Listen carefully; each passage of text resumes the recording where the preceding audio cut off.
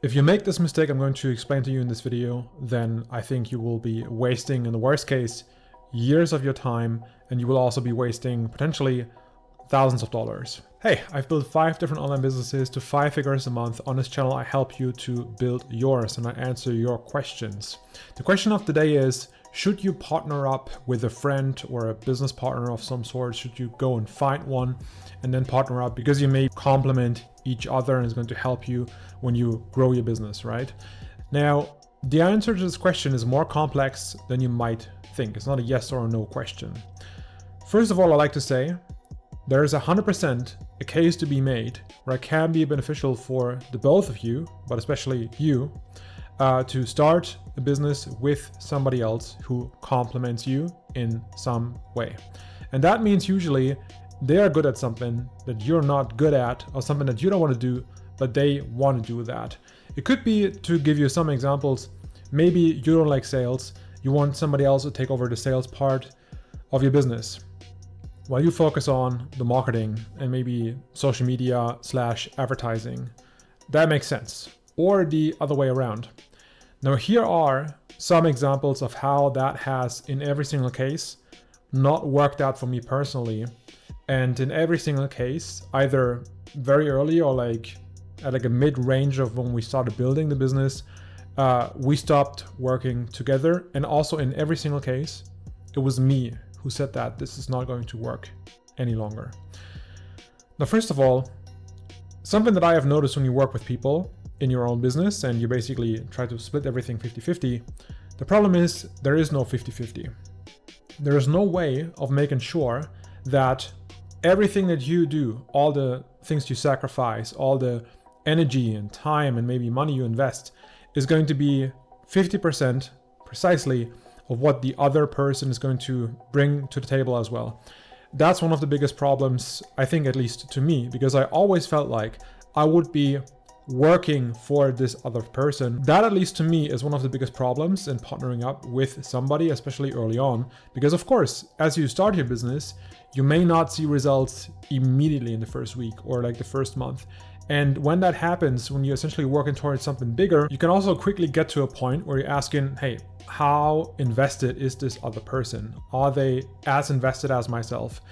And what I learned over and over with different people, when partnering with them, was that I felt like I was more driven, I was more ambitious, I was investing more of my time, investing more of my money, and sacrificing more ultimately in order to make this work. Then also, what I brought to the table when it comes to my skills, traits, background, experience, in every single case, was just a lot bigger than the background, experience, and traits of the other person that I partnered with. So that means I always also felt like I was partnering with them to their advantage and not so much to my own advantage. Now, if you are looking for a partnership because you just feel like building a business alone is kind of lonely, which to some degree it definitely is, and you don't really have to be in control of everything, then hey, you can go and do that. Maybe it's going to suit your personality type a lot more than mine. But in my situation, I have to be in control at all times. I have to be the sole decision maker. And that's something that I figured out for myself over years of learning, listening to, well, my own mind, and also how I, make everyday decisions. It just made things a lot more complicated every single time when you had somebody else there with you. And when you're two people making decisions, and of course, if somebody is going the other direction with their vote, then of course it's impossible to find a solution. It has to be a compromise then in that situation. And you can't find a compromise in every single situation, so it's just going to make things more complicated as you build your business. Also, I think something that's very underrated here that I want to mention is that I think as you go and build your business fully alone on your own, you are taking on 100% of the responsibility. You're making sure that I think you're learning much faster. In other words, you're basically accelerating the experience that you will gain. It would be different if, you were to partner with somebody who would take over essentially 50% of everything, all the tasks that you have to get done in order to build your business. That's also one of the reasons why I think it makes more sense, especially as a beginner, to just do things on your own. If you have a good friend who you can really trust, somebody you knew for 10, 15, 20 years, Listen, there's also a case to be made, or a risk that we can see here of how this relationship could be put at a risk as well. And basically, it's not going to be the same anymore as you go and maybe then split and go into different directions if this is going to get nasty in some ways. Now, that is something that hasn't happened to me, but in every situation, I'm partnered with people who I would also consider friends at the same time. I think being friends and business partners at the same time doesn't work very well for me. It doesn't mean that it would not work for you. Maybe it does. But that's just my quick feedback on that, because honestly, I see too many people basically making excuses when they start their own business and feeling like, oh, this is something I can't do, that's something I can't do. Listen, you can do all of it. You can do your own sales, you can do your own marketing, you can do cold outreach, you can do the client acquisition, you can provide the service on your own as well. So that means you shouldn't think so small. And in the same vein, I would like to say, it's also going to help you build your own confidence when you see that you can do all of these things on your own. Like I said, you learn faster, you level up faster if you get challenged that way and do all of these things for the first time. That means sales, marketing, client acquisition, everything I just mentioned. So that's also one of the reasons why I think it will make perfect sense for you to go on your own, even though that it may be more difficult.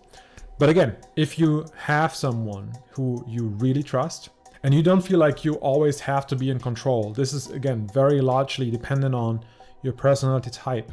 I will talk about this a lot on this channel. You can go to 16personalities.com to check and learn more about yourself, your own personality type. And it's going to also teach you a bit about basically how determined are you in terms of how much do you have to be in control? How do you deal with authority? Can you deal with authority? Because I, for example, surely can't. Like, that's one of the reasons why I work on my own for myself. It's not about making a lot more money. Even if, for example, I would be, capped. Even for example, if I would be capped at only making 1,000, 2,000 a month, instead of finding a job, which I easily could, that would make me, 10K a month easily, still, I would keep working on my own for myself, just for my own sanity, basically. That being said, as you can see, I have a main channel with some more fancy videos over here. You can check it out. It's just named Marvin Adam. Also, I have a free training that you can find on marvinadam.com. Kunjal made 6K in the first month. Hassan made 4K in the first week. All of these people you can see right here, they all watched this free training and started from there. I can highly recommend it. It will be worth your time. And on this channel right here, I'm uploading almost daily, so I will see you in another video.